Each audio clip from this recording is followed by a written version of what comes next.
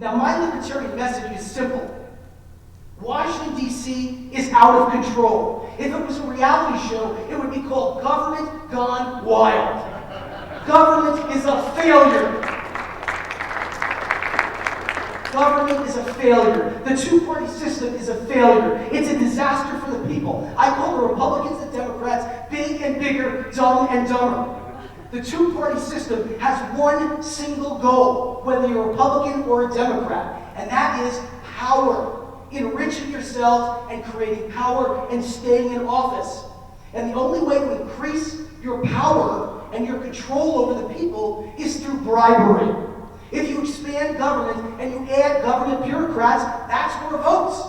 And if you don't believe me, take a look at the metamorphosis of the state of Virginia. It's gone from a red Republican, fiscally conservative state to a much more blue Democrat liberal state, because who lives in Virginia now? Millions of government employees.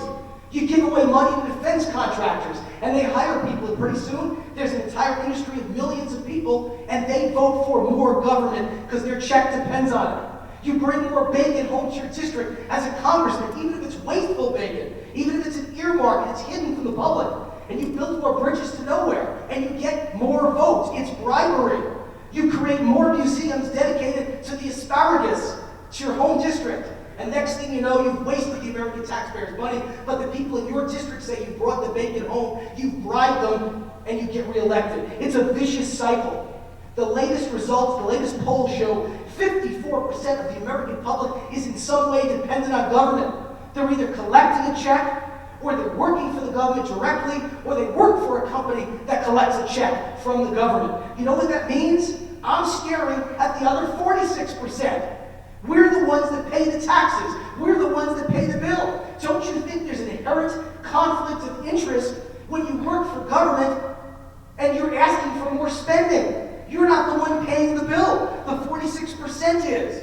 And that's the problem. It's all about bribery. The only difference is who the parties choose to bribe. Democrats bribe poor people with entitlements and welfare and universal health care, and they bribe government employee unions with outrageous salary and benefit packages that none of us can get in the private sector. But the GOP bribes defense contractors who are ripping us off in Iraq every single day. They bribe big business with corporate welfare, and they bribe billion-dollar companies with farm subsidies. Can you imagine? They pay out billions to billion-dollar companies in order that they don't grow crops. But the one thing that no one does is look out for you and me, the taxpayer.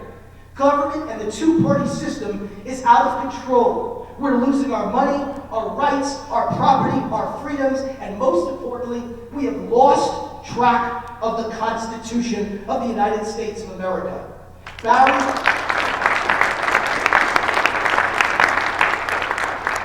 Barry Goldwater, my hero, understood only too well. I want to quote from Barry: "The Constitution is instrument above all else for limiting the functions of government." It's time for a change. And believe it or not, the Libertarian Party has the perfect message for change. What is that message? Well, I'll look towards my daughter, who at the time was 3 years old, just about to turn 4, to tell you what that message is. My daughter Dakota is now 15. She happens to be one of the best fencers in the United States of America. She just won the bronze medal at the Nationals in Miami. But when she was 3 years old, we homeschool all our kids, by the way. And so I call that taxation without representation, because of course I have to pay a property tax bill for other people to be warehoused in failing public schools. I choose not to send my children there, yet I've still got to pay the bill for it with no representation of any kind and no payback of any kind.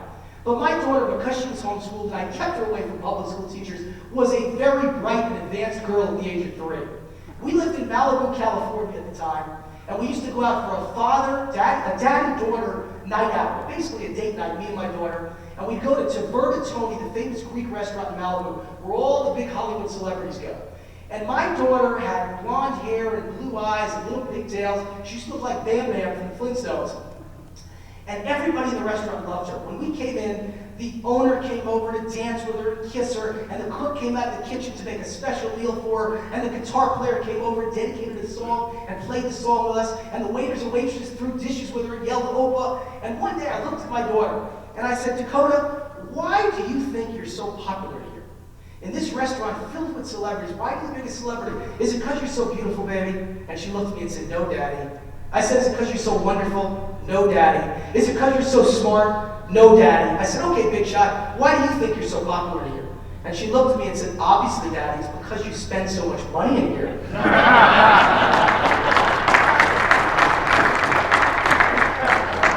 Politics is all about money. It's about pocketbook issues.